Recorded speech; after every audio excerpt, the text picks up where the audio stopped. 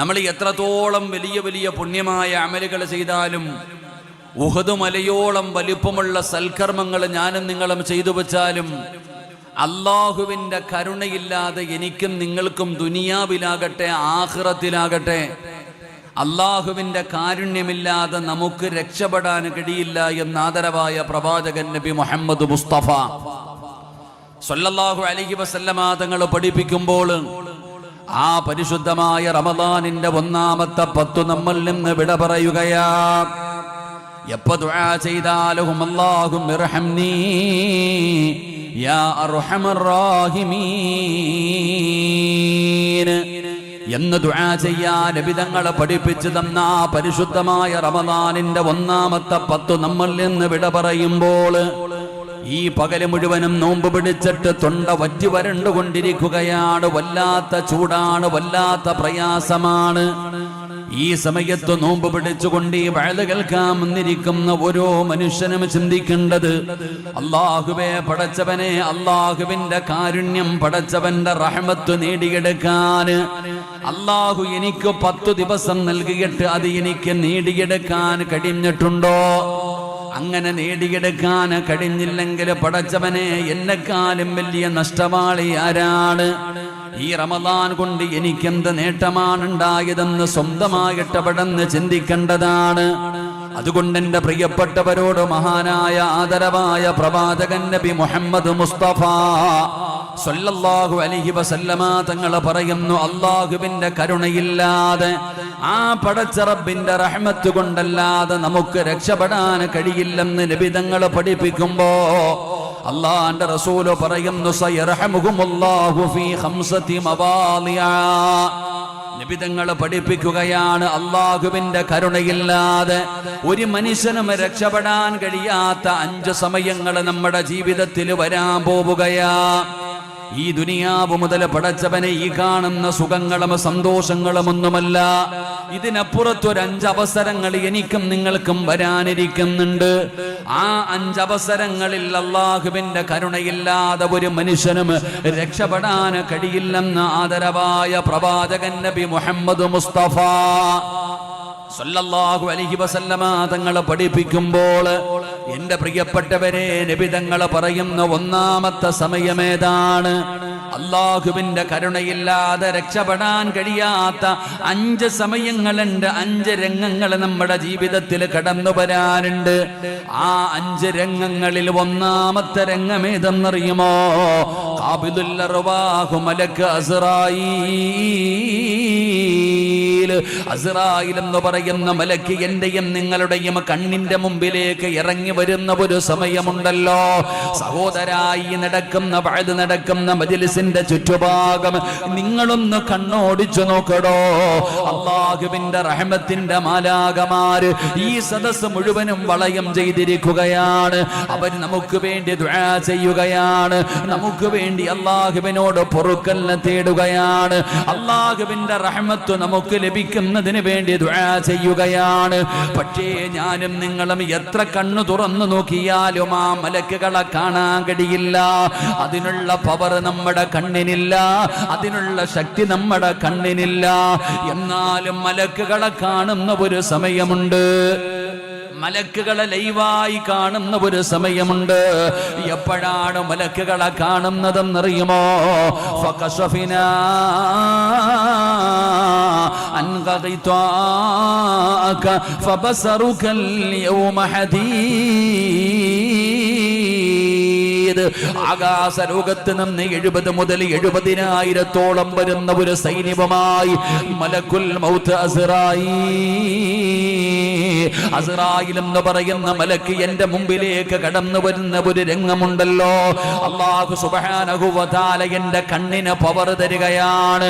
ഞാൻ ആ രംഗം കാണുകയാണ്, മലക്കുകൾ ഇറങ്ങി വരുന്ന രംഗം കാണുകയാണ്. പടച്ചവനെ, അവരെന്റെ മുമ്പിലേക്ക് കടന്നു വരികയാണ്. ആ മലക്കുകളെ കടന്നു വന്ന എന്റെ പ്രിയപ്പെട്ടവരെ അതാ നമ്മുടെ ചാരത്തേക്ക് കടന്നു വന്നിട്ട് അവര് നമ്മുടെ റൂഹ് പിടിക്കുന്ന ഒരു രംഗമുണ്ടല്ലോ. അതാ പടച്ചവനെ കാലിന്റെ തള്ളവരള മുതൽ റൂഹ് പിടിച്ച് തൊണ്ടക്കുടിയുടെ ഭാഗത്തേക്ക് കടന്നു വരുമ്പോ അതാ മക്കളടുത്തിരിക്കുന്നുണ്ട്, വാപ്പയടുത്തിരിക്കുന്നുണ്ട്, ഉമ്മയടുത്തിരിക്കുന്നുണ്ട്, കൂടപ്പിറപ്പുകളും ഭാര്യയും എല്ലാവരും നമ്മുടെ ചുറ്റുപാടുമുണ്ട്. അവരെല്ലാവരും സക്കറാത്തിന്റെ അവസ്ഥയിൽ മരണത്തോട് മല്ലടിച്ചുകൊണ്ട് കിടക്കുന്ന നമ്മുടെ ചാരത്തിരുന്നിട്ട് പറഞ്ഞു തരികയാണ്, ലാ ഇലാഹ ഇല്ലല്ലാഹ്. നമ്മുടെ വായിലേക്ക് സംസം വെള്ളം ഒഴിച്ചു തന്നിട്ട് അവരെല്ലാവരും നമ്മുടെ അടുത്ത് നിന്നിട്ട് പറയുകയാണ്, ലാ ഇലാഹ ഇല്ലല്ലാഹ് എന്ന് നമ്മുടെ ചാരത്ത് വന്നിരുന്ന് പറഞ്ഞു തരികയാണ്. ആ പറയുന്നത് നമ്മൾ കേൾക്കുന്നുണ്ട്, പറയണമെന്ന് ആഗ്രഹമുണ്ട്, പറയാൻ വേണ്ടി പരിശ്രമിക്കുന്നുണ്ട്. പക്ഷേ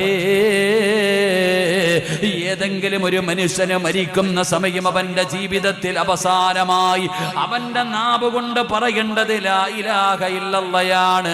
അത് പറയാൻ ഏതെങ്കിലും ഒരു മനുഷ്യന്റെ നാവ് പൊങ്ങണോ?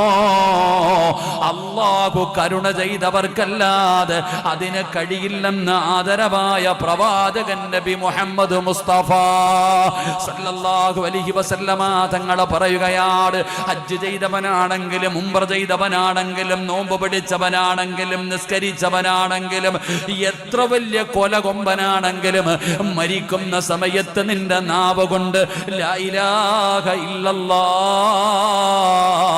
എന്ന് പറയാൻ നിന്റെ നാവിന് ശക്തി വേണോ?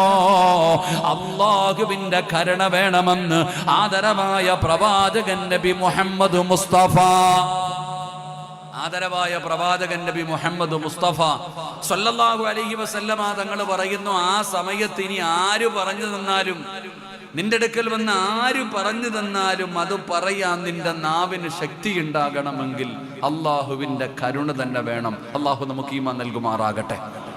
അള്ളാഹു നമുക്ക് ഈമാൻ നൽകുമാറാകട്ടെ. ഈ ഇരിക്കുന്ന എന്റെയും നിങ്ങളുടെയും ജീവിതത്തിലെ ഏറ്റവും വലിയൊരു ആഗ്രഹമാണ് ഈ മരിക്കുന്ന സമയത്ത് ലാ ഇലാഹ ഇല്ലല്ലാഹ് എന്ന് പറഞ്ഞു മരിക്കണം. നമ്മുടെ വലിയ ഒരു ആഗ്രഹമാണ്. കാരണം അത് പറഞ്ഞു മരിച്ചു കഴിഞ്ഞാൽ അവന് സ്വർഗമാണ് പ്രതിഫലം. മരിക്കുന്ന സമയത്ത് ഷഹാദത്ത് കലിമ ഒരാളുടെ അവസാനത്തെ വാക്ക് ലാ ഇലാഹ ഇല്ലല്ലാഹ് ആണെങ്കിൽ അവൻ സ്വർഗത്തിൽ കയറി കഴിഞ്ഞു, അവൻ സ്വർഗത്തിലേക്ക് പ്രവേശിച്ചു കഴിഞ്ഞു. അതുകൊണ്ട് തന്നെയാണ് നമ്മൾ അള്ളാഹുവിനോട് ആത്മാർത്ഥമായി ദുആ ചെയ്യുന്നത്. എന്റെ പ്രിയപ്പെട്ട സഹോദരങ്ങളെ, മരിക്കുന്ന സമയത്ത് അത് പറയാൻ കഴിയണമെങ്കിൽ അള്ളാഹുവിന്റെ കാരുണ്യം വേണം. അത് പെട്ടെന്ന് നേടിയെടുക്കാൻ കഴിയുന്ന ഒരു കാര്യമല്ല, അത് എളുപ്പത്തിൽ നേടിയെടുക്കാൻ കഴിയുന്ന ഒരു കാര്യമല്ല. ആ സമയത്ത് അള്ളാഹു കരുണ കാണിക്കണമെങ്കിൽ നമ്മുടെ ജീവിതത്തിൽ എത്രത്തോളം മാറ്റം വരണമെന്നറിയുമോ? പടച്ചവനെ, ഞാൻ നിങ്ങൾക്കൊരു ചരിത്രം പറഞ്ഞു തരാം. മഹാനായ സയ്യിദുനാ ഉമർ ഇബ്നുൽ ഖത്താബ്, ഉമർ ഇബ്നുൽ ഖത്താബ് റളിയല്ലാഹു തആല അൻഹു, ഇസ്ലാമിന്റെ രണ്ടാമത്തെ ഖലീഫയായ ഉമർ തങ്ങളുണ്ടല്ലോ, പടച്ചവനെ സുബഹി നമസ്കരിക്കാൻ പള്ളിയിലേക്ക് കടന്നു പോവുകയാണ്. ബിലാൽ ഇബ്നു റബാഹ റളിയല്ലാഹു തആല അൻഹു ബാങ്ക് വിളിച്ചു. സുബഹി നമസ്കാരത്തിന് വേണ്ടി ഉമർ തങ്ങളെ പള്ളിയിലേക്ക് കടന്നു പോവുകയാ.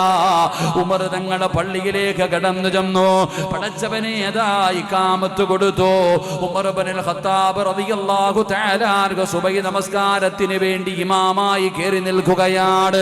പടച്ചവനെ അവിടുന്ന് നേതൃത്വം കൊടുക്കുകയാണ്. ഉമർ തങ്ങൾ അവിടുന്ന് ഫാത്തിഹ ഓതി സൂറത്ത് ത്വാഹയാണ് പാരായണം ചെയ്യുന്നത്. സൂറത്ത് ത്വാഹയാണ് പാരായണം ചെയ്യുന്നത്. ഉമർ തങ്ങളും സ്വഹാബത്തും ഇങ്ങനെ നിസ്കരിച്ചു കൊണ്ടിരിക്കുമ്പോ അബൂ ലുഅ്ലുഅ എന്ന് പറയുന്ന മജൂസിയായ മനുഷ്യനുണ്ടല്ലോ, വിഷം കടർത്തിയ കടാരയുമായി പള്ളിക്കകത്ത് കയറി വരികയാണ്. പടച്ച റബ്ബേ, അതാ പള്ളിക്കകത്തേക്ക് കടന്നു വന്ന് നിസ്കരിച്ചു കൊണ്ടിരിക്കുന്ന ഉമർ ഇബ്നുൽ ഖത്താബ് റളിയല്ലാഹു തആല അൻഹു ആ ഉമർ തങ്ങളുടെ അടിവയറ്റിലേക്ക് ആ വിഷം കടർത്തിയ കടാര എവിടെന്ന് കുത്തിക്കേറ്റുകയാണ്. പടച്ചവനെ അതാ ഉമർ തങ്ങളെ കുത്തിയിട്ട് ആ മനുഷ്യൻ ഇറങ്ങി ഓടുമ്പോ പള്ളിക്കകത്ത് നമസ്കരിച്ചു കൊണ്ടിരുന്ന 17ഓളം വരുന്ന സ്വഹാബത്തിനെ എവിടെന്ന് പരിക്കേൽപ്പിക്കുകയാണ്. പടച്ചവനെ ആ മനുഷ്യൻ എവിടെന്ന് ഇറങ്ങിപ്പോയി. ഉമർ ഇബ്നുൽ ഖത്താബ് റളിയല്ലാഹു തആല അൻഹു നമസ്കാരത്തിലാണ്. പടച്ചവനെ അവിടെന്ന് നമസ്കാരം പൂർത്തിയാക്കാൻ കഴിയുന്നില്ല. എന്റെ പ്രിയപ്പെട്ട സഹോദരങ്ങള്, ഉമർ ഇബ്നുൽ ഖത്താബ് റളിയല്ലാഹു തആല അൻഹുവിന് മനസ്സിലായി നമസ്കാരം പൂർത്തീകരിക്കാൻ കഴിയില്ലെന്ന്. നമ്മൾ മനസ്സിലാക്കേണ്ട ഒരു കാര്യം, പള്ളിക്കകത്ത് നമസ്കാരം നടക്കുമ്പോ അതാ ഒരു മനുഷ്യനെ പള്ളിക്കകത്ത് കയറി വന്നിട്ട് ഇമാമിനെ കുത്തിമലർത്തിയിട്ട് ഇറങ്ങി പോകുമ്പോ ആ പള്ളിക്കകത്ത് നമസ്കരിച്ചു കൊണ്ടിരുന്ന ഒരാൾ പോലും അവിടെ നിന്ന് കൈയടിച്ചില്ല, ഒരാൾ പോലും പേടിച്ചോടിയില്ല. എല്ലാവരും നമസ്കരിക്കുകയാണ്. അവസാനം ഉമർ ഇബ്നുൽ ഖത്താബ് റളിയല്ലാഹു തആല അൻഹു പടച്ചവനെ പുറകിൽ നിൽക്കുന്നവർക്ക് അനുവാദം കൊടുത്തു കേറി ഇമാമത്ത് നിൽക്കാൻ. അങ്ങനെ അവിടെ നിന്ന് അനുവാദം കൊടുത്തു. പുറകിൽ നിന്ന് സ്വഹാബി അവിടെ നിന്ന് മുന്നോട്ട് കയറി നിന്ന് നിസ്കരിക്കുകയാണ്. തന്റെ കാൽച്ചുവട്ടിൽ ഇസ്ലാമിന്റെ രണ്ടാമത്തെ ഖലീഫയായ ഉമർ തങ്ങള് മരണവപ്രാളത്തിൽ കിടന്ന് പിടയുമ്പോഴും അവിടെ നിന്ന് സ്വഹാബത്ത് നിസ്കരിക്കുകയാണ്. പടച്ചവനെ നമസ്കാരം കഴിഞ്ഞു. ഉമർ ഇബ്നുൽ ഖത്താബ് റളിയല്ലാഹു തആല അൻഹുവിന്റെ ചാരത്തേക്ക് സ്വഹാബത്ത് കടന്നു വന്നു. ഉമർ തങ്ങളിന് മനസ്സിലായി തന്റെ മരണമെടുത്തെന്ന്. അവിടെ നിന്ന് ഉപദേശങ്ങൾ കൊടുക്കുകയാണ്. അവസാനം ആ ഉമർ ഇബ്നുൽ ഖത്താബ് റളിയല്ലാഹു തആല അൻഹു പടച്ച റബ്ബേ, എല്ലാവരും അടുത്തു വന്ന് വിളിച്ചിട്ട് ഉമർ തങ്ങൾ എഴുന്നേൽക്കുന്നില്ല. എല്ലാവരും വന്ന് ഉമർ തങ്ങളെ വിളിക്കുന്നുണ്ട്. ഉമർ തങ്ങളെ കണ്ണു തുറക്കുന്നില്ല. അപ്പോഴാണ് ഉമർ തങ്ങളുടെ മകനാ പള്ളിക്കകത്ത് നമസ്കരിക്കുന്നുണ്ട്. ആ പൊന്നുമകനാണ് പറഞ്ഞു കൊടുക്കുന്നത്, എന്റെ വാപ്പ എഴുന്നേൽക്കണമെങ്കിൽ എന്റെ വാപ്പയുടെ ചെവിയിൽ പോയിട്ട് ആരെങ്കിലും പറ നമസ്കരിക്കാൻ സമയമായെന്ന്, നമസ്കരിക്കാൻ സമയമായെന്ന് എന്റെ പിതാവിന്റെ ചെവിയിൽ ആരെങ്കിലും ഒന്ന് പറയണേ. അങ്ങനെ ഉമർ തങ്ങളുടെ ചെവിയിൽ ചെന്ന് നമസ്കരിക്കാൻ സമയമായെന്ന് പറയുമ്പോ ഉമർ തങ്ങൾ അവിടെ നിന്ന് കണ്ണു തുറക്കുകയാണ്. എന്റെ പ്രിയപ്പെട്ടവരെ, അവസാനം ഉമർ ഇബ്നുൽ ഖത്താബ് റളിയല്ലാഹു തആല അൻഹു തന്റെ പൊന്നാര മകൻ വന്ന് മരണത്തോട് മല്ലടിച്ചുകൊണ്ട് കിടക്കുന്ന പിതാവിന്റെ തലയെടുത്ത് മടിയിൽ വെക്കുകയാണ്. എന്നിട്ട് തന്റെ പൊന്നാര മകന് അവിടെ നിന്ന് ശഹാദത്ത് കലിമ പറഞ്ഞു കൊടുക്കുമ്പോ ഉമർ തങ്ങൾ പറയുന്നു, മോനെ, നിന്റെ വാപ്പയുടെ തല നിന്റെ മടിയിൽ നിന്ന് എടുത്ത് താഴേക്ക് വെക്കുമോനെ. ആ മണ്ണിലേക്ക് ഉമറിന്റെ തല വെക്കുമോനെ. ആ മണ്ണിൽ കിടന്ന് പിടയുമ്പോഴെങ്കിലും അല്ലാഹു എന്നോട് കരുണ കാണിച്ചാലോ. ആ മണ്ണിൽ കിടന്നിട്ട് ഞാൻ പിടയുന്ന സമയത്തെങ്ങാണം എന്റെ റബ്ബനോട് കരുണ കാണിച്ചാലോ എന്ന് പറഞ്ഞുകൊണ്ട് ഉമർ തങ്ങളെ തന്റെ പൊന്നാര മകനോട് അവിടെ നിന്ന് പറഞ്ഞു കൊടുക്കുമ്പോ എന്റെ പ്രിയപ്പെട്ട സഹോദരങ്ങളെ, സഹോദരിമാരെ, മരിക്കുന്ന സമയത്ത് ലാ ഇലാഹ ഇല്ലല്ലാഹ് എന്ന് പറഞ്ഞു മരിക്കാൻ ആഗ്രഹമുണ്ടോ? എന്റെ പ്രിയപ്പെട്ടവരെ, ആ സമയത്ത് അല്ലാഹുവിന്റെ കരുണയില്ലാതെ ഒരു മനുഷ്യനും അത് പറയാൻ കഴിയില്ലെന്ന് നബി മുഹമ്മദ് മുസ്തഫ സല്ലല്ലാഹു അലൈഹി വസല്ലമ തങ്ങൾ പഠിപ്പിക്കുമ്പോൾ എന്റെ പ്രിയപ്പെട്ടവരെ, രണ്ടാമത്തെ സാഹചര്യമേതാ? രണ്ടാമത്തെ സാഹചര്യമേതാ? നബി തങ്ങൾ അവിടെ നിന്ന് പഠിപ്പിക്കുകയാണ്. ഒരു ജനാസ ഖബറിലേക്ക് കൊണ്ടുവച്ചു. ആരുടെ മണ്ണിലേക്ക് ഒരു ജനാസ കൊണ്ടുവച്ചു. ആ ജനാസ ഖബറിലേക്ക് കൊണ്ടുവച്ച് കഴിഞ്ഞാൽ ആ ഖബറിന്റെ അദാബിൽ നിന്ന് ഏതെങ്കിലും ഒരു മനുഷ്യന് രക്ഷപ്പെടണോ? നബി തങ്ങൾ പറഞ്ഞു, സ്വഹാബ, അള്ളാഹുവിന്റെ കരുണയില്ലാതെ ഒരു മനുഷ്യനും അതിനകത്ത് നിന്ന് അതിന്റെ അദാബിൽ നിന്ന് രക്ഷപ്പെടാൻ കഴിയില്ലെന്ന് നബി മുഹമ്മദ് മുസ്തഫ സല്ലല്ലാഹു അലൈഹി വസല്ലമ തങ്ങൾ പഠിപ്പിക്കുമ്പോൾ, എൻ്റെ പ്രിയപ്പെട്ടവരെ, ആരെങ്കിലും ആ ഖബറിന്റെ അദാബിൽ നിന്ന് രക്ഷപ്പെടുമായിരുന്നെങ്കിൽ നബി തങ്ങൾ പറഞ്ഞു സഅദ് ഇബ്നു മുആദ് റളിയല്ലാഹു തആല അൻഹു രക്ഷപ്പെടുമായിരുന്നു. സഅദ് ഇബ്നു മുആദ് എന്ന് പറയുന്ന സ്വഹാബി സാധാരണ സ്വഹാബിയല്ല. ആ സ്വഹാബി മരിച്ചപ്പോഴാണ് അല്ലാഹുവിന്റെ അർശ് കുലുങ്ങിയത്. ആ സ്വഹാബി മരിച്ചപ്പോൾ അല്ലാഹുവിന്റെ അർശ് കുലുങ്ങിയടോ.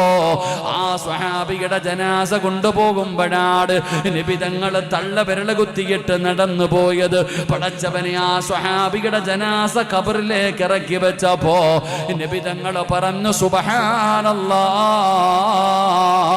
പറ സ്വഹാബ സുബ്ഹാനല്ലാഹ്. നബി തങ്ങളോട് സ്വഹാബത്ത് ചോദിച്ചു, നബിയേ എന്തിനാണ് സുബ്ഹാനല്ലാഹ് പറഞ്ഞത്? നബി തങ്ങൾ പറഞ്ഞു സഅദ് ഇബ്നു മുആദിന്റെ ജനാസ ഖബറിലേക്ക് വെച്ചപ്പോ ഖബർ രണ്ടു ഭാഗത്ത് നിന്ന് ഞെരുക്കി സ്വഹാബ. നമ്മൾ സുബ്ഹാനല്ലാഹ് പറഞ്ഞപ്പോഴാണ് ആ ഞെരുക്കമൊന്ന് അല്ലാഹു കുറച്ചു കൊടുത്തതെന്ന് നബി തങ്ങൾ പറയുമ്പോ, അല്ലാഹുവിന്റെ കരുണയില്ലാതെ രക്ഷപ്പെടാൻ കഴിയാത്ത രണ്ടാമത്തെ സ്ഥലം ഖബറിന്റെ അദാബാണ്. മൂന്നാമത്തെ സ്ഥലം ഏതെന്നറിയുമോ? നാളെ പടച്ച റബ്ബിന്റെ പരലോകത്തേക്ക് കടന്നു ചെല്ലുമ്പോൾ അല്ലാഹു നമ്മളെ വിചാരണ ചെയ്യുന്ന സമയമുണ്ടല്ലോ. ജീവിതത്തിൽ ചെയ്തു കൂട്ടിയത് മുഴുവനും എണ്ണി എണ്ണി ചോദിക്കുന്ന ഒരു കോടതിയുണ്ടല്ലോ. ആ മസ്സറയിൽ അല്ലാഹുവിന്റെ കരുണയില്ലാതെ രക്ഷപ്പെടാൻ കഴിയില്ല. നന്മതിന്മ എഴുതിയ കിതാബുണ്ടല്ലോ, അത് വലത് കൈകൊണ്ട് വാങ്ങണമെങ്കിൽ അല്ലാഹു കരുണ ചെയ്തവർക്കല്ലാതെ കഴിയില്ല.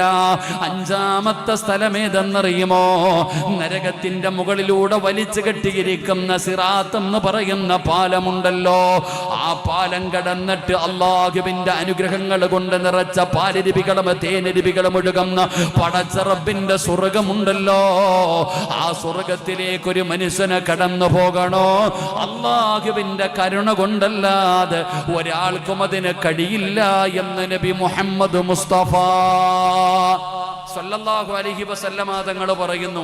ഈ 5 സ്ഥലങ്ങളിൽ, 1 മരണസമയം, 2 ഖബറിനകത്ത്, 3 ഹിസാബിന്റെ വേള, 4 നന്മ തിന്മ എഴുതിയ കിതാബ് തരുന്ന സമയം, 5 സ്വർഗത്തിലേക്ക് കടന്നു പോകണമെങ്കിൽ ഈ 5 സമയത്തും അള്ളാഹുവിന്റെ കരുണയില്ലാതെ ഒരാൾക്കും രക്ഷപ്പെടാൻ കഴിയില്ല. അള്ളാഹു നമുക്ക് ഭാഗ്യം തരുമാറാകട്ടെ. അള്ളാഹു ഭാഗ്യം തരുമാറാകട്ടെ. ആ കരുണ ചോദിക്കാൻ അള്ളാഹു 10 ദിവസം തന്നു. ഇന്ന് 10ാമത്തെ നോമ്പല്ലേ? 10ാമത്തെ നോമ്പല്ലേ? അൽഹംദുലില്ലാ. നിങ്ങൾക്കൊക്കെ ഇന്ന് 10ാമത്തെ നോമ്പ്, എനിക്ക് 11ാമത്തെ നോമ്പ്. അള്ളാഹു കബൂലാക്കുമാറാകട്ടെ. അള്ളാഹു സ്വീകരിക്കുമാറാകട്ടെ. നിങ്ങൾക്ക് 10 നോമ്പായല്ലേ? ഞാൻ 1ാമത്തെ നോമ്പിന് മക്കയിലായിരുന്നു, ഉംറയ്ക്ക് പോയിരുന്നു. അതുകൊണ്ട് എനിക്കൊരു നോമ്പ് കൂടുതൽ കിട്ടി. അൽഹംദുലില്ലാ, അതൊരു വലിയ ഭാഗ്യമാണ്. ഞാൻ നേരത്തെ ഒരിക്കൽ ഉംറയ്ക്ക് പോയപ്പോൾ എനിക്ക് അവിടെ നിന്ന് നേരത്തെ നോമ്പ് പിടിച്ചു. പക്ഷെ നാട്ടിൽ വന്ന് 31 നോമ്പ് കിട്ടി എനിക്ക്. അൽഹംദുലില്ലാ, ഒരു ഭാഗ്യമല്ലേ? അൽഹംദുലില്ലാ, അള്ളാഹു നമുക്ക് അതിൽ വലിയ ഭാഗ്യമല്ലേ? ഒരു നോമ്പ് കൂടുതൽ പിടിക്കാൻ പറ്റിയ അത്രേ കാര്യമല്ലേ? ഇൻഷാ അല്ലാഹ് അള്ളാഹു നമുക്ക് ഈ പ്രാവശ്യം 30 നോമ്പ് നൽകുമാറാകട്ടെ. നിങ്ങൾ എന്തൊരു ഒരു സ്നേഹമില്ലാത്തവരിക്കണേ. ഇവിടെ റമദാനിലെ ഒരു നോമ്പിന് പകരം തലകുത്തി ഇനി ജീവിതകാലം മുഴുവൻ നോമ്പ് പിടിച്ചാലും പറ്റൂല. ഒരു നോമ്പിന് അത്രയും പ്രതിഫലമാണ്. സത്യം പറഞ്ഞാൽ ഈ ഉസ്താദന്മാരൊക്കെ നോമ്പിൻ്റെ പ്രതിഫലം പറയും. ഞങ്ങൾ പറയുന്നതൊന്നുമല്ല നോമ്പിൻ്റെ പ്രതിഫലം. നമ്മൾ പറയും സ്വർഗം കിട്ടുമോ അത് കിട്ടുമെന്നൊക്കെ ഞങ്ങളിങ്ങനെ പറയാറുണ്ട്. സത്യത്തിൽ നോമ്പിൻ്റെ പ്രതിഫലം അള്ളാഹുവിനല്ലാതെ വേറെ ആർക്കും അറിയില്ല. അതാ സത്യം. നോമ്പ് പിടിക്കുന്നത് അള്ളാഹുവിന് വേണ്ടി. അതുകൊണ്ട് അള്ളാഹ് തന്നെ പറഞ്ഞിട്ടുണ്ട് അതിൻ്റെ പ്രതിഫലം അള്ളാഹ്ക്ക് അറിയത്തുള്ളെന്ന്. അള്ളാഹു നമുക്ക് സ്വർഗം നൽകുമാറാകട്ടെ. അള്ളാഹു നമുക്ക് സ്വർഗം നൽകുമാറാകട്ടെ. അതുകൊണ്ട് ഒന്ന് ചിന്തിച്ചേ, ഇന്ന് വൈകുന്നേരത്തോടു കൂടി റഹ്മത്തിൻ്റെ 10 തീരുകയാണ്. റഹ്മത്ത് ലഭിച്ചിട്ടുണ്ടോ?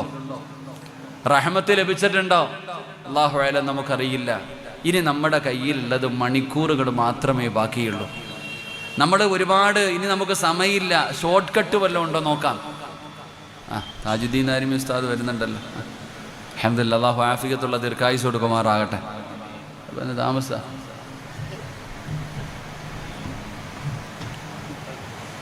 അള്ളാഹുവിൻ്റെ കാരുണ്യം നമുക്ക് നേടിയെടുക്കുവാനുള്ള വഴിയെന്താ? എൻ്റെ പ്രിയപ്പെട്ട സഹോദരങ്ങളെ, മരിക്കുന്ന സമയത്ത് ഷഹാദത്ത് കലിമ പറഞ്ഞു മരിക്കണം. അള്ളാഹു ഭാഗ്യം തരുമാറാകട്ടെ, അള്ളാഹു ഭാഗ്യം തരുമാറാകട്ടെ. ആ ഭാഗ്യം നമുക്കുണ്ടാകണമെങ്കിൽ എൻ്റെ പ്രിയപ്പെട്ട സഹോദരങ്ങളെ, നമ്മൾ എന്ത് ചെയ്താലാണ് എളുപ്പത്തിൽ നമുക്കൊരു നല്ല മരണം കിട്ടുന്നത്? നമുക്കൊരു നല്ല മരണം കിട്ടാൻ ഷഹാദത്ത് കലിമ പറഞ്ഞു മരിക്കാൻ നമുക്ക് ആഗ്രഹമുണ്ടെങ്കിൽ അതിനുള്ള എളുപ്പ വഴി എന്താ? എൻ്റെ പ്രിയപ്പെട്ട സഹോദരങ്ങളെ, ഒറ്റ വാക്കിൽ പറഞ്ഞാൽ 5 വഖത്ത് നമസ്കരിക്കുകയാണെങ്കിൽ അള്ളാഹു നമുക്ക് നല്ല മരണം തരുമെന്ന് അള്ളാഹുവിൻ്റെ വിശുദ്ധ ഖുർആൻ. അള്ളാഹു ഈമാൻ തരുമാറാകട്ടെ, അള്ളാഹു ഈമാൻ തരുമാറാകട്ടെ. 5 വഖത്ത് നമസ്കരിക്കുകയാണെങ്കിൽ അള്ളാഹു നമുക്ക് നല്ല മരണം തരും. നല്ല മരണമെന്ന് പറഞ്ഞാൽ ഞാൻ വിശദീകരിക്കുന്നില്ല. നല്ല മരണമെന്ന് പറഞ്ഞാൽ നീ മനസ്സിലാക്കേണ്ട ഒരു കാര്യം, 5 വഖത്ത് നിസ്കരിക്കുന്ന ഒരു മനുഷ്യനാണെങ്കിൽ അവന് ഷഹാദത്ത് കലിമ ആര് പറഞ്ഞു തരുമെന്ന് മാത്രം ഞാൻ പറയാം. 5 വഖത്ത് നിസ്കരിക്കുന്ന ഒരു മനുഷ്യനാണെങ്കിൽ എൻ്റെ പ്രിയപ്പെട്ട സഹോദരങ്ങളെ, നമുക്ക് അസ്റായിൽ എന്ന് പറയുന്ന മലക്കിനെ കുറിച്ച് പറയുമ്പോഴേ പേടിയാ. നിങ്ങൾക്ക് ആർക്കെങ്കിലും അസ്റായിലിനെ കാണാൻ ആഗ്രഹമുണ്ടെങ്കിൽ ഇന്ന് ളുഹറിന് പള്ളിയിൽ പോയാൽ മതി. 5 വഖത്ത് നിസ്കരിക്കാൻ വേണ്ടി ഒരാൾ പള്ളിയിലേക്ക് കടന്നു പോകുമ്പോൾ ആ പള്ളിയുടെ കവാടത്തിൽ അസ്റായിൽ കാത്തു നിൽക്കുമെന്നാ. പള്ളിയിൽ നിസ്കരിക്കാൻ വരുന്ന മനുഷ്യനെ ആ അസ്റായിൽ എന്ന് പറയുന്ന മലക്ക് ചിരിക്കുന്ന മുഖത്തോടെ മുസാഫഹത്ത് ചെയ്ത് സ്വീകരിക്കുമെന്നാ നിസ്കരിക്കാൻ പള്ളിയിൽ പോകുന്നവർ. എന്നിട്ട് നിനക്കൊരു ഉപദേശവും തരും. ആ നിസ്കരിക്കാൻ പള്ളിക്കകത്ത് കയറുന്ന മനുഷ്യനോട് വാതിൽ നിന്നുകൊണ്ട് അസ്റായിൽ എന്ന് പറയുന്ന മലക്ക് പറയുമത്രേ, ഈ നിസ്കാരം നീ നിലനിർത്തുകയാണെങ്കിൽ മരിക്കുന്ന സമയത്ത് എന്നെ ഇതുപോലെ തന്നെ കാണാം.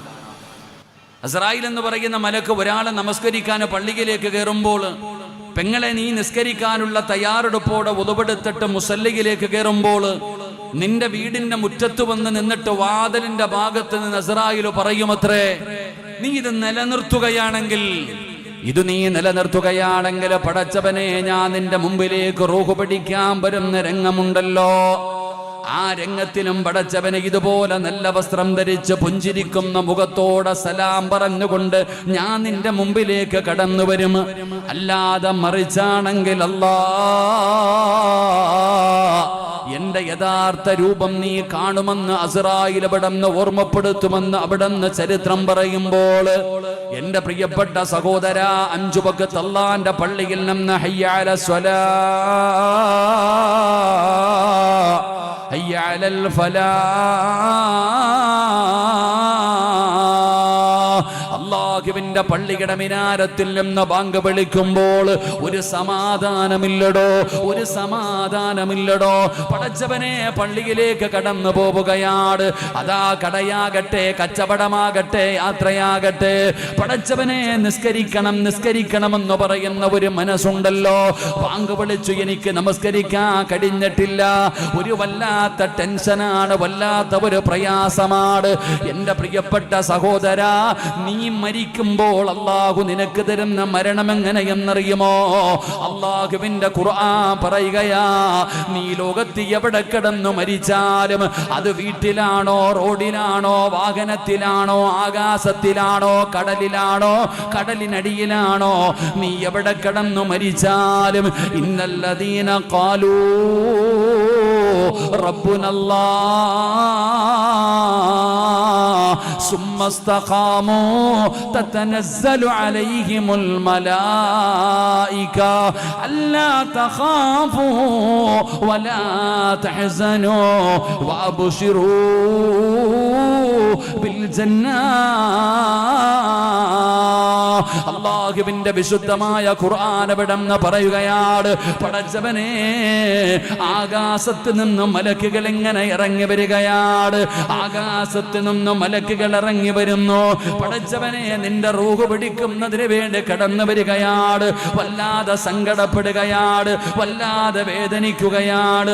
റൂഹ് പിടിക്കുന്നതിന് വല്ലാത്ത വേദനയാണല്ലോ. ആ സമയത്ത് നീ കടന്ന് പ്രയാസപ്പെടുമ്പോ അല്ലാഹുവിന്റെ മലക്കുകൾ നിന്റെ അടുക്കൽ ഇരുന്നിട്ട് പറയുകയാ, അല്ലാ തഖാഫൂ എന്തിനാ നീ ഭയക്കുന്നത്? എന്തിനാ നീ പേടിക്കുന്നത്? എന്തിനാ നീ വിഷമിക്കുന്നത്? അല്ലാ തഖാഫൂ വലാ തഹ്സനൂ. അല്ലാഹുവിന്റെ മലക്കുകൾ നിന്നെ സമാധാനിപ്പിക്കുകയാണ്. നിന്നോട് പറയുന്നു, നീ പേടിക്കരുത്, സങ്കടപ്പെടരുത്. അല്ലാഹുവിന്റെ തൃപ്തി നിനക്ക് ലഭിച്ചിട്ടുണ്ട്. അല്ലാഹു നിനക്ക് തരാനുമെന്ന് പറഞ്ഞിരിക്കുന്ന സ്വർഗമിതാണ്. ആ മലക്കുകൾ ഇങ്ങനെ കാണിച്ചു തരികയാണ്. നിസ്കരിക്കുന്ന പെങ്ങള്, ഭർത്താവിന്റെ ആവശ്യമില്ല, മക്കളുടെ ആവശ്യമില്ല, കൂടപ്പറപ്പിന്റെ ആവശ്യമില്ല, മാതാപിതാക്കളുടെ ആവശ്യമില്ല. അള്ളാന്റെ പള്ളിയിൽ നിന്ന് 5 നേരം ബാങ്ക് വിളിക്കുമ്പോ നിസ്കരിക്കുന്ന ഉമ്മമാരെ ആരാ പറഞ്ഞു തരുന്നതെന്നറിയുമോ? അല്ലാഹുവിന്റെ മലക്കുകളെ നിനക്ക് പറഞ്ഞു തരും. ലാ ഇലാഹ ഇല്ലല്ലാഹ്. നിസ്കരിക്കുന്നവർക്ക് അല്ലാഹു കൊടുക്കുന്ന ഒരു പ്രതിഫലമാണ്. അല്ലാഹുവിന്റെ മലക്കുകൾ പറഞ്ഞു തരും. അല്ലാഹുവിന്റെ മലക്കുകൾ പറഞ്ഞു തരും, പടച്ചവനെ, നിന്റെ ദുനിയാവിലെയും ആഖിറത്തിലെയും കൂട്ടുകാരാണ് ഞങ്ങള്.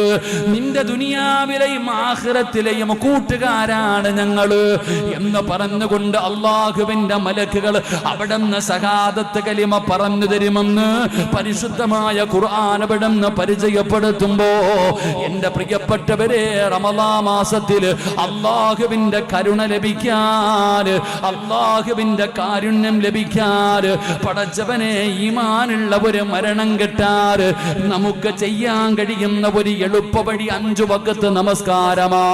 ഒരു മടിയും കാണിക്കരുത്, ഒരു അലസതയും കാണിക്കരുത്. എന്റെ പ്രിയപ്പെട്ടവരെ, നമ്മളത് മുറുകെ പിടിച്ച അല്ലാഹു പറയുകയാ, വഅ്മുർ അഹ്ലക ബിസ്സലാത്തി വസ്തബിർ അലൈഹാ ലാ നസ്അലുക റിസ്ഖാ നഹ്നു നർസുകുക വൽ ആഖിബത്തു ലിത്തഖ്വാ. അല്ലാഹുവിന്റെ വിശുദ്ധമായ ഖുർആൻ പറയുകയാ, നല്ല മരണം തരാമെന്ന് അല്ലാഹുവിന്റെ വിശുദ്ധമായ ഖുർആൻ പറയുമ്പോ, എന്റെ പ്രിയപ്പെട്ടവരെ, ഖുർആനാണ് പറയുന്നത് നല്ല മരണം തരാമെന്ന്. എന്റെ പ്രിയപ്പെട്ടവരോട് പറയുന്നത് കൊണ്ട് നിസ്കാരത്തിന്റെ വിഷയത്തിൽ ഒരലംഭാവം കാണിക്കല്ലേ. നിനക്കതിന്റെ ഗൗരവം മനസ്സിലാകാഞ്ഞിട്ടാണ്, ആ നമസ്കാരത്തിന്റെ ഗൗരവം നിനക്കറിയാഞ്ഞിട്ടാണ്. നിന്ന് നിസ്കരിക്കാൻ പറ്റാത്തവൻ ഇരുന്ന് നിസ്കരിക്കണം, ഇരുന്ന് നമസ്കരിക്കാൻ പറ്റാത്തവന് കടന്ന് നിസ്കരിക്കണം, കടന്ന് നമസ്കരിക്കാൻ പറ്റാത്തവന് കൈകാലുകൾ അനക്കി നമസ്കരിക്കണം. അതിനു പറ്റാത്തവന് പടച്ചവനെ കണ്ണ് ചലിപ്പിച്ചിട്ട് അവന്റെ ഹൃദയത്തിൽ നിസ്കരിക്കുന്നവനെ പോലെ ആ ഹൃദയം കൊണ്ടെങ്കിലും നിസ്കരിക്കണേ എന്ന് പഠിപ്പിക്കുമ്പോ, നമസ്കാരം ജീവിതത്തിൽ ഒരിക്കലും ഒഴിവാക്കാൻ പറ്റാത്ത ഒരു കാര്യമാണ്. പക്ഷേ മുസ്ലിം ഉമ്മത്ത് അതിൻ്റെ അകത്ത് ആ ഒരു വിഷയത്തിൽ വല്ലാതെ അലംഭാവം കാണിക്കുന്നവരാണ്. റമളാൻ മാസമാണല്ലോ, പടച്ചവനെ, ഒരു സുന്നത്തിനൊരു ഫർദിന്റെ കൂലിയാണല്ലോ. ഒരു ഫർദിന് 70 ഫർദിന്റെ കൂലി അല്ലാഹു തരുമല്ലോ. എന്നിട്ട് എത്ര പേരാണ് നമുക്ക് വല്ലാത്ത മടിയാണ്, നമുക്ക് വല്ലാത്ത അലസതയാണ്. ഇത്രയും വലിയ പ്രതിഫലം അല്ലാഹു ഓഫർ ചെയ്തിരിക്കുന്ന റമളാന്, ഒരു സുന്നത്തിന് ഒരു ഫർദിന്റെ കൂലി, ഒരു ഫർദിന് 70 ഫർദിന്റെ കൂലി. എന്നിട്ട് നമ്മൾ ഈ റമളാൻ മാസത്തിൽ പോലും നിസ്കാരത്തിന്റെ വിഷയത്തിൽ വലിയ അലംഭാവമാണ്. തറാവീഹ് ഏറ്റവും എളുപ്പത്തിൽ തീരുന്ന പള്ളി തേടിയിട്ട് നടക്കുന്നവരാ നമ്മൾ. ഏറ്റവും എളുപ്പം എവിടെയാണ് തറാവീഹ് തീരുന്നത്? എൻ്റെ പ്രിയപ്പെട്ട സഹോദരങ്ങളെ, നമ്മൾ അവിടേക്കാ പോകുന്നത്. നമ്മൾ നിസ്കാരത്തിന്റെ വിഷയത്തിൽ നമ്മൾ കൃത്യനിഷ്ഠത പുലർത്തുന്നില്ല. നമ്മുടെ ഭാര്യയാകട്ടെ, നമ്മുടെ മക്കളാകട്ടെ, എൻ്റെ പ്രിയപ്പെട്ട സഹോദരങ്ങളെ, നമ്മൾ നന്നായാലല്ലേ നമ്മുടെ മക്കൾ നന്നാകൂ. ബഹുമാനിനായ സുബൈർ ഉസ്താദ് ഇന്നത്തെ യുവതലമുറയെ കുറിച്ച് പറഞ്ഞു, ഇന്നത്തെ കുട്ടികളെ കുറിച്ച് പറഞ്ഞു, ഇന്നത്തെ കുട്ടികളുടെ സ്കൂളിലെ സെൻഡ് ഓഫിനെ കുറിച്ച് പറഞ്ഞു, ആ കുട്ടികൾ പോകുന്ന രംഗങ്ങളെ കുറിച്ച് പറഞ്ഞു. എൻ്റെ പ്രിയപ്പെട്ടവരെ, ഈ മക്കൾ മാതൃകയാക്കുന്നത് ആരെയാ? മാതാപിതാക്കളെ. ഈ മക്കൾ കണ്ടുപഠിക്കുന്നതാരെ? മാതാപിതാക്കളെ. ആ മാതാപിതാക്കൾക്കാണല്ലോ മക്കളുടെ വിഷയത്തിൽ ഏറ്റവും കൂടുതൽ ഉത്തരവാദിത്തം ഉണ്ടാകേണ്ടത്. ഏത് മാതാപിതാക്കളെ? ഇതിനെല്ലാം വേണ്ട സൗകര്യങ്ങൾ ചെയ്തു കൊടുക്കുന്നത് ഈ മാതാപിതാക്കൾ തന്നെയല്ലേ? അള്ളാഹു നമ്മുടെ മക്കളെ നന്നാക്കി തരുമാറാകട്ടെ. അള്ളാഹു നമ്മുടെ മക്കളെ നന്നാക്കി തരുമാറാകട്ടെ. എൻ്റെ പ്രിയപ്പെട്ട സഹോദരങ്ങളെ, മക്കളെന്ന് പറഞ്ഞാൽ ആരാ? മാതാപിതാക്കൾ മനസ്സിലാക്കേണ്ട ഒരു കാര്യം, മക്കൾ നാളെ അള്ളാഹുവിൻ്റെ മുമ്പിൽ വന്നിട്ട് പടച്ചവനെ എൻ്റെ മാതാവും എൻ്റെ പിതാവും നല്ലവരാണ്, നീ അവർക്ക് സ്വർഗം കൊടുക്കണേ എന്ന് പറഞ്ഞാൽ അള്ളാഹു സ്വർഗം കൊടുക്കുമെന്ന് നബിയ്യനാ റസൂലുള്ളാഹി. ഒരാൾ മരിച്ചു കഴിഞ്ഞാൽ ആ മനുഷ്യനെ കുറിച്ച് 4 പേര് നല്ലത് പറഞ്ഞ ആ മനുഷ്യന് സ്വർഗമുണ്ട്. അള്ളാഹു ഭാഗ്യം തരുമാറാകട്ടെ. അള്ളാഹു ഭാഗ്യം തരുമാറാകട്ടെ. എത്ര പേര് പറയണം? എത്ര പേര് പറയണം?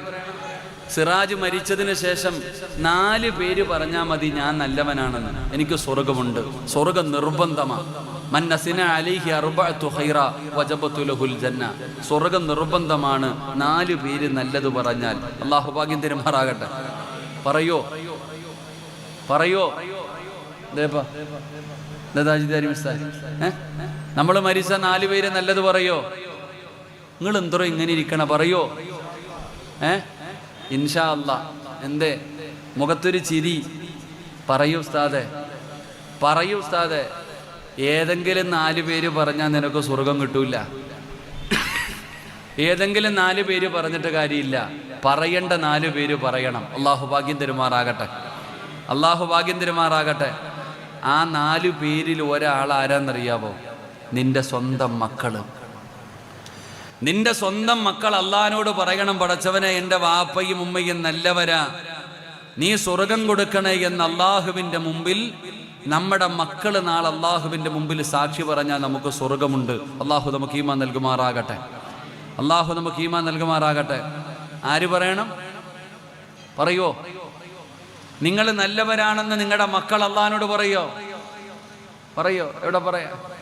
നിങ്ങളുടെ സ്വഭാവം എന്താണെന്ന് മക്കൾക്ക് നല്ലതുപോലെ അറിയാം. അള്ളാഹു കാത്തിരക്ഷിക്കുമാറാകട്ടെ. എൻ്റെ പ്രിയപ്പെട്ട സഹോദരങ്ങളെ, നമ്മുടെ മക്കൾ അള്ളാഹുവിനോട് പറയണം നമ്മൾ നല്ലവരാണെന്ന്. അങ്ങനെ പറയണമെങ്കിൽ നമ്മുടെ ജീവിതത്തിൽ മാറ്റമുണ്ടാകണ്ടേ? നമ്മുടെ ജീവിതത്തിൽ അങ്ങനെ പറയണമെങ്കിൽ നമ്മുടെ ജീവിതത്തിൽ മാറ്റമുണ്ടായാലല്ലേ, നമ്മൾ നല്ലവരായാലല്ലേ നമ്മുടെ മക്കൾ പറയുക. എൻ്റെ പ്രിയപ്പെട്ടവരെ, മഹാനായ സാബിത്ത് ബിൻ ഇബ്രാഹിം, മഹാനായ സാബിത്ത് ബിൻ അസ്ലം റളിയല്ലാഹു തആല അൻഹു, ലോകമറിയുന്ന പണ്ഡിതനാണ് സാബിത്ത് ബിൻ അസ്ലം തങ്ങള്. ആ സാബിത്ത് ബിൻ അസ്ലം തങ്ങള് ലോകത്തോട് വിട പറയുകയാ. മഹാനവറുകളെ ലോകത്തോട് വിട പറഞ്ഞു. പടച്ച റബ്ബേ, എവിടെ നിന്നാണ് ജനങ്ങൾ വന്നതെന്നറിയില്ല. സാബിത്ത് ബിൻ അസ്ലം തങ്ങൾ ലോകത്തോട് വിട പറഞ്ഞപ്പോ എവിടെ നിന്നാണ് ജനം വന്നതെന്നറിയില്ല. അല്ലാഹുവേ, ആയിരക്കണക്കിന് 10,000കണക്കിന് ജനങ്ങൾ കടന്നു വരികയാണ്. സാബിത്ത് ബിൻ അസ്ലം റളിയല്ലാഹു തആല അൻഹുവിന്റെ ജനാസ കാണുന്നവര് പറയുന്നു, എന്തൊരു പ്രകാശമാ, മുഖത്ത് വല്ലാത്ത പ്രകാശമാണല്ലോ, ചുണ്ടില് വല്ലാത്ത പുഞ്ചിരിയാണല്ലോ. ഇതെന്തു മരണമാണ് പടച്ചവന്, ഇതെന്തു മരണമാണ് തമ്പുരാന്. കാണുന്നവര് മുഴുവനും അത്ഭുതത്തോടെ പറയുന്നു, സാബിത്ത് ബിൻ അസ്ലം തങ്ങൾ ഉറങ്ങുകയാണ്. പലരും വന്ന് വിളിച്ചു നോക്കുന്നു, എഴുന്നേക്കുമോ എന്ന്. എല്ലാവരും പറയുന്നു, മനോഹരമായ മരണം, നല്ല മരണം, നല്ല മരണം, നല്ല മരണം. അവസാനം സാബിത്ത് ബിൻ അസ്ലം റളിയല്ലാഹു തആല അൻഹുവിന്റെ ജനാസ കുളിപ്പിച്ചു. അതാ പള്ളിയിൽ കൊണ്ടുപോയി നമസ്കാരം കഴിഞ്ഞു. അവിടുന്ന് ജനാസ കബറടക്കുകയാണ്. വിദൂര സ്ഥലങ്ങളിൽ നിന്ന് ഒരുപാട് പേര് കാണാമെന്നിരുന്നു. അല്ലാഹുവേ, അന്ന് ജനാസ കബറടക്കിയിട്ട് പലരും പള്ളിയിലാണ് കിടന്നുറങ്ങിയത്. അതാ കുറച്ച് ആൾക്കാര് പള്ളിക്കകത്ത് കിടന്നുറങ്ങി. പിറ്റേ ദിവസം നേരം വെളുത്തോ, സുബഹിക്ക് വേണ്ടി എല്ലാവരും പള്ളിയിലേക്ക് കടന്നു വന്നു. നമസ്കാരം കഴിയുമ്പോ ജനങ്ങൾ പരസ്പരം പറയാൻ തുടങ്ങി, സാബിത്ത് ബിൻ അസ്ലം തങ്ങളെ ഞാൻ ഇന്നലെ രാത്രി സ്വപ്നം കണ്ടു. അല്ലാ, പള്ളിക്കകത്ത് കടന്നവരും നാട്ടുകാരും പറയുകയാണ്, ഇന്നലെ കൊണ്ടുപോയി കബറടക്കിയ സാബിത്ത് ബിൻ അസ്ലം എന്ന് പറയുന്ന മനുഷ്യന് ഞങ്ങൾ സ്വപ്നം കണ്ടിരിക്കുകയാണ്. എന്താണ് കണ്ടതെന്നറിയുമോ? സാബിത്ത് ബിൻ അസ്ലം റളിയല്ലാഹു തആല അൻഹുവിനെ സ്വപ്നം കണ്ടവര് പറയുകയാണ്, എന്താണ് സ്വപ്നം കണ്ടതെന്നറിയുമോ? അല്ലാഹുവേ, അതാ പടച്ചവനെ കബറിനകത്തിരുന്ന് നിസ്കരിക്കുന്നതായിട്ട്, കബറിനകത്തിരുന്ന് ഭാഗത്തിരുന്ന് നിസ്കരിക്കുന്നതായിട്ടാണ് സ്വപ്നം കണ്ടിരിക്കുന്നത്. സുബഹിക്ക് പള്ളിയിൽ വന്നവര് പറഞ്ഞു, ഞാൻ കണ്ടു, ഞാൻ കണ്ടു, ഞാൻ കണ്ടു. ഓരോരുത്തരും പറയാൻ തുടങ്ങി. എന്റെ പ്രിയപ്പെട്ടവര്, അവസാനം എല്ലാവർക്കും വല്ലാത്ത അത്ഭുതമായി. ഖബറിനകത്തിരുന്ന് നിസ്കരിക്കുന്നതായി സ്വപ്നം കണ്ടിരിക്കുകയാ. അവസാനം ജനങ്ങൾ മുഴുവനും വീട്ടിലേക്ക് കടന്നു ചെന്നു. സാബിത്ത് ബിൻ അസ്ലം റളിയല്ലാഹു തആല അൻഹുവിന്റെ ഒരു ചെറിയ മകളുണ്ട്. ആ മകളുടെ ചാരത്ത് ചെന്നിട്ട് പറഞ്ഞു, മോളെ, അവിടെന്ന് പറയുന്നു, റഅയ്നാ സാബിതൻ യുസല്ലി ഫീ ഖബരിഹി. പൊന്നുമോളെ, നിന്റെ വാപ്പ ഖബറിനകത്തിരുന്ന് നിസ്കരിക്കുന്നതായി ഞങ്ങളെല്ലാവരും സ്വപ്നം കണ്ടിരിക്കുന്നു മോളെ. അതുകൊണ്ട് നിന്റെ വാപ്പയ്ക്ക് ഇതുപോലെ ഒരു പ്രതിഫലം കിട്ടാൻ നിങ്ങളുടെ വാപ്പ ചെയ്ത നന്മ എന്താണെന്നൊന്ന് പറഞ്ഞു തരുമോ? മരിച്ചുപോയ വാപ്പയുടെ ജനാസ കൊണ്ടുപോയി ഖബറിലേക്ക് ഇറക്കി വെച്ചിട്ട് ഒരു രാവ് നേരം വെളുത്തപ്പോ ആ പൊന്നാര മകളുടെ മുമ്പിലേക്ക് ജനങ്ങളെ കടന്നു വരികയാണ്. ആ വീടിന്റെ മുറ്റത്ത് വന്നിട്ട് ആ പൊന്നുമോളോട് ചോദിക്കുന്നു, മോളെ, നിന്റെ വാപ്പ ഖബറിനകത്തിരുന്ന് നിസ്കരിക്കുന്നതായി ഞങ്ങളെല്ലാവരും സ്വപ്നം കണ്ടിരിക്കുകയാണ്. അതുകൊണ്ട് നിന്റെ വാപ്പ ചെയ്ത നന്മ എന്താണെന്ന് പറഞ്ഞു തരുമോ? ആ സമയത്ത് ആ പൊന്നുമോള് പറഞ്ഞു കൊടുത്ത മറുപടി എന്തെന്നറിയുമോ? ആ പൊന്നുമോള് തന്റെ വാപ്പയെ കുറിച്ച് ചോദിച്ചപ്പോ ആ പൊന്നുമോള് പറഞ്ഞ മറുപടി എന്തെന്നറിയുമോ? എനിക്ക് ഓർമ്മ വെച്ച കാലം മുതല് വെളുപ്പാങ്കാലത്തെ സുബഹിക്ക് എഴുന്നേക്കുന്നത് എന്നെ ആരും വിളിച്ചിട്ടല്ല. ഒരാളും എന്നെ വിളിക്കാറില്ല. വിളിക്കാതെയാണ് ഞാൻ സുബഹിക്ക് എഴുന്നേക്കുന്നത്. എങ്ങനെയാണ് എഴുന്നേക്കുന്നതെന്നറിയുവോ? എന്റെ വാപ്പയുടെ കരച്ചലിന്റെ ശബ്ദം കേട്ടിട്ടാ. എന്റെ വാപ്പ കരയുന്ന ശബ്ദം കേട്ടിട്ടാണ് ഞാൻ എല്ലാ ദിവസവും വെളുപ്പാങ്കാലത്ത് എഴുന്നേക്കുന്നത്. എന്റെ വാപ്പ കരയുകയാണ്. ഞാൻ എഴുന്നേക്കുമ്പോ കേൾക്കുന്ന ദുആ ഏതെന്നറിയോ? എന്റെ വാപ്പ കരഞ്ഞുകൊണ്ട് ദുആ ചെയ്യുകയാ. എന്റെ വാപ്പ സുജൂദിൽ കിടന്നിട്ട് കരഞ്ഞുകൊണ്ട് അല്ലാഹുവിനോട് ദുആ ചെയ്യുകയാ. എന്താണ് ദുആ ചെയ്യുന്നതെന്നറിയുമോ? اللهم إن كنت أعطيت أحدا الصلاة في قبره. അല്ലാഹുവേ, ആർക്കെങ്കിലും ഖബറിനകത്തിരുന്ന് നിസ്കരിക്കാൻ നീ അനുവാദം കൊടുക്കുന്നെങ്കിൽ ആ അനുവാദം എനിക്ക് തരണേ അല്ലാ. എനിക്ക് ദുനിയാവിലിരുന്ന് നിസ്കരിച്ചു മതിയായില്ല പടച്ചവര്. എനിക്ക് ദുനിയാവിലിരുന്ന് നിസ്കരിച്ചു മതിയായില്ല പടച്ചവര്. അതുകൊണ്ട് ആർക്കെങ്കിലും ഖബറിനകത്തിരുന്ന് നിസ്കരിക്കാൻ നീ അനുവാദം കൊടുത്താ ആ ഭാഗ്യം എനിക്ക് തരണേ അല്ലാ. എന്റെ വാപ്പയുടെ ദുആയാ, എന്റെ വാപ്പയുടെ ദുആയാ. എന്റെ വാപ്പയുടെ ഈ ദുആ കേട്ടിട്ടാണ് ഞാൻ എഴുന്നേക്കുന്നതെന്ന് സാബിത്ത് ബിൻ അസ്ലം റളിയല്ലാഹു തആല അൻഹുവിന്റെ പൊന്നാര മകളപടന്ന് പറഞ്ഞു കൊടുക്കുമ്പോ എന്റെ പ്രിയപ്പെട്ടവരോട് പറയുകയാണ്, നമ്മുടെ മക്കൾക്ക് മാതൃകയാകേണ്ടത് നമ്മളാണ്. നമ്മുടെ മക്കൾക്ക് നന്മ പഠിപ്പിച്ചു കൊടുക്കേണ്ടത് നമ്മളാണ്. അതുകൊണ്ട് എന്റെ പ്രിയപ്പെട്ടവരോട് പറയുകയാണ്, അല്ലാഹുവിന്റെ വിശുദ്ധമായ ഖുർആൻ രണ്ട് കാര്യങ്ങളാണ് പറയുന്നത്. ഒന്ന്, പടച്ചവനെ, നീ നിസ്കരിക്കുകയാണെങ്കിൽ നിനക്ക് മരിക്കുന്ന കാലം വരെ കഴിക്കാനുള്ള ഭക്ഷണം അല്ലാഹു തരികയാണ്. രണ്ടാമതായിട്ട് അല്ലാഹു പറയുന്നു, നിനക്ക് നല്ല മരണം തരാ.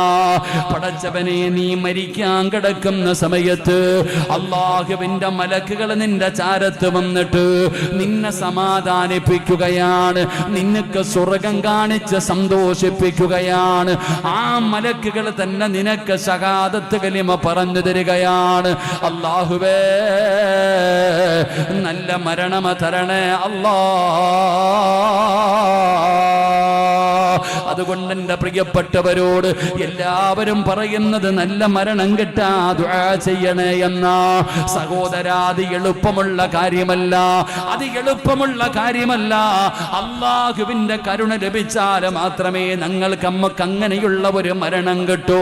അല്ലാഹുവേ, ഞങ്ങൾക്ക് നീ നല്ല മരണം തരണേ തമ്പുരാര്. അതുകൊണ്ട് പരിശുദ്ധമായ റമളാനാണ്, സംഘാടകർ ബക്കറ്റുമായി നിങ്ങളുടെ മുമ്പിലേക്ക് കടന്നു വരികയാണ്. മനസ്സറിഞ്ഞുകൊണ്ടൊരു സദഖ എടുക്കടോ. റഹ്മത്തിന്റെ 10 വിട പറയാനും മണിക്കൂറുകൾ മാത്രം ബാക്കി നിൽക്കുമ്പോ എന്റെ പ്രിയപ്പെട്ടവരെ, നമുക്കൊരു നന്മ ചെയ്യാൻ കഴിയണം. നിങ്ങളുടെ മുമ്പിലേക്ക് അവർ കടന്നു വരുമ്പോ അല്ലാഹു നിങ്ങൾക്ക് തന്ന സമ്പത്തിൽ നിന്നൊരൽപ്പം എടുത്തിട്ട്, അല്ലാഹുവേ പടച്ചവനെ, എനിക്ക് ഈമാനുള്ള ഒരു മരണം തരണേ അല്ലാ എന്ന ഒരു നീയത്തോട് അല്ലാഹുവേ എല്ലാവരും മനസ്സറിഞ്ഞുകൊണ്ടൊരു സദഖ കൊടുക്ക്. ഒരിക്കലും നഷ്ടമാകില്ല.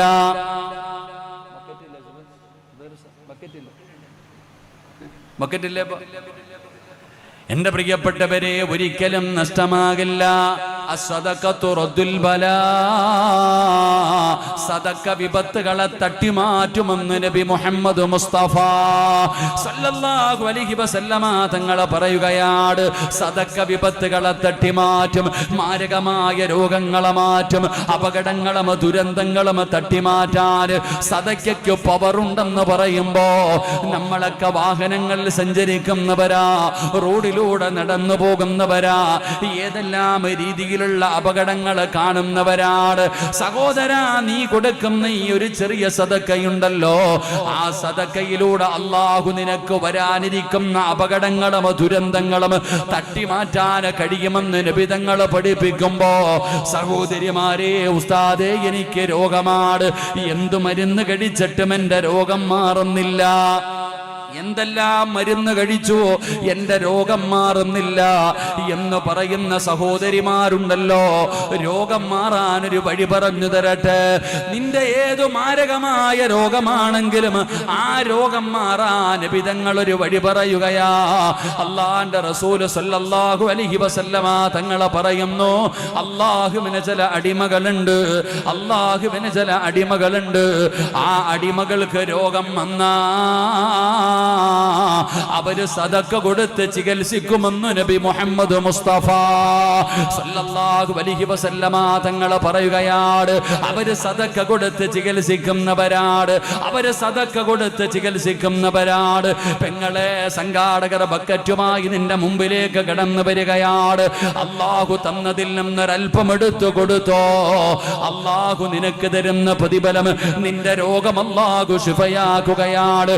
ക്യാൻസറോ ട്യൂമറോ പോലെയുള്ള ഏതെങ്കിലും മാരകമായ രോഗത്തിന്റെ അണുക്കൾ നിന്റെ ശരീരത്തിലുണ്ടെങ്കിൽ ഈ കൊടുക്കുന്ന സദഖയുടെ ബറക്കത്ത് കൊണ്ട് അല്ലാഹു ശിഫയാക്കി തരുമെന്ന് നബി തങ്ങൾ പഠിപ്പിക്കുമ്പോ, എന്റെ പ്രിയപ്പെട്ട സഹോദരങ്ങളെ, സഹോദരിമാരെ, അതുകൊണ്ട് മനസ്സറിഞ്ഞുകൊണ്ടൊരു സദഖ കൊടുക്ക്. അല്ലാഹുവേ, ആരെല്ലാം ഒരു സദഖ കൊടുക്കുന്നുണ്ടോ അവരെ നീ അറുത്തു മുറിക്കല്ലേ അല്ലാ. ഏതെങ്കിലും മാരകമായ രോഗത്തിന്റെ അണുക്കൾ അവരുടെ ശരീരത്തിലുണ്ടോ, അവരുടെ സദഖയുടെ ബറക്കത്ത് കൊണ്ട് നീ അത് കരിച്ചു കളയണേ അല്ലാ. നബിതങ്ങൾ പറഞ്ഞു, അള്ളാഹുവിന് ചില അടിമകളുണ്ട്, ആ അടിമകൾക്ക് രോഗം വന്നാൽ അവര് സദഖ കൊടുത്ത് ചികിത്സിക്കും. അതാണ് നമ്മൾ ക്യാൻസർ വന്നു ടെസ്റ്റിന് അയക്കുമ്പോൾ സദഖ കൊടുക്കും. ഐസിയുവിനകത്ത് കിടക്കുന്നു, സർജറിക്ക് പറഞ്ഞു, അപ്പൊ നമ്മൾ സദഖ കൊടുത്ത് ചികിത്സിക്കും. അള്ളാഹു നമ്മുടെ രോഗങ്ങൾക്ക് ശിഫ നൽകുമാറാകട്ടെ, അള്ളാഹു ശിഫ നൽകുമാറാകട്ടെ. എൻ്റെ ഒരു കൂട്ടുകാരൻ, എൻ്റെ ഒരു പ്രിയ സുഹൃത്ത് ഇപ്പോൾ ഹോസ്പിറ്റലിലാണ്. അള്ളാഹു സുബ്ഹാനഹു വ തആല ആ സഹോദരൻ അള്ളാഹു പരിപൂർണ്ണ ശിഫ കൊടുക്കുമാറാകട്ടെ. ആഫിയത്തോടെ ആരോഗ്യത്തോടെ ഉംറയ്ക്ക് പോയപ്പോൾ എന്നെ എയർപോർട്ടിൽ കൊണ്ടുപോയി ചിരിക്കുന്ന മുഖത്തോടെ യാത്രയാക്കിയ സഹോദരനാ. പെട്ടെന്ന് ശരീരത്തിൽ ബ്ലഡ് കുറഞ്ഞു. ഇപ്പം എറണാകുളം ഹോസ്പിറ്റലിൽ മജ്ജയിൽ നിന്ന് ക്യാൻസറിൻ്റെ ടെസ്റ്റിന് അയച്ചിട്ട് റിസൾട്ട് കാത്തിരിക്കുകയാ. അള്ളാഹു ശിഫ നൽകുമാറാകട്ടെ, അള്ളാഹു ശിഫ നൽകുമാറാകട്ടെ. കാരണം എൻ്റെ പ്രിയപ്പെട്ടവരെ, എന്തെല്ലാം രോഗങ്ങൾ ഞാൻ തന്നെ ഇങ്ങനെ ചിന്തിക്കാറുണ്ട്. ഇപ്പോൾ 14 കിലോ ഞാൻ കുറഞ്ഞു. പഴയ ആളെ പോലെ ഇപ്പം ഞാൻ എല്ലാം തോലുവായി.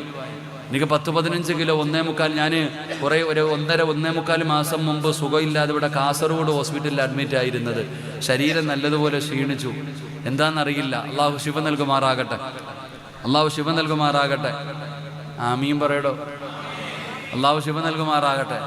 എന്നെ കണ്ടപ്പോൾ എല്ലാവരും ഉസ്താദിന് എന്താന്ന് എല്ലാവരും ചോദിക്കുന്നുണ്ട്. ഒന്നുമില്ല, തടി ഇത്തിരി കുറഞ്ഞെന്നേ ഉള്ളൂ. അള്ളാഹു ആഫിയത്തും ആരോഗ്യം ദീർഘായുസ് നൽകുമാറാകട്ടെ. അത് പല കാര്യങ്ങളിപ്പം രോഗം വന്നെന്ന് പറഞ്ഞ് മരിക്കുമോ? ഒരാളുടെ ശരീരം ക്ഷീണിച്ചു എന്ന് പറഞ്ഞ് മരിക്കുമോ? നിങ്ങൾ എന്താ ഇങ്ങനെ ഇരിക്കണേ? ക്യാൻസർ വന്നു എന്ന് പറഞ്ഞ ഒരാൾ മരിക്കുമോ? ട്യൂമർ വന്നു എന്ന് പറഞ്ഞ ഒരാൾ മരിക്കുമോ? ശരീരം തളർന്നു എന്ന് പറഞ്ഞ ഒരാൾ മരിക്കുമോ? എന്നാ പടച്ചോനെ, ചുമ്മാതെ നടക്കുന്നവൻ വീണ് മരിച്ചു പോകുന്നതോ? മരിക്കണമെങ്കിൽ രോഗമൊന്നും വേണ്ട, സമയമായാൽ മതി. സമയമായാൽ മരിക്കും. അള്ളാഹു നമ്മുടെ അവസാന സമയം നന്നാക്കി തരുമാറാകട്ടെ.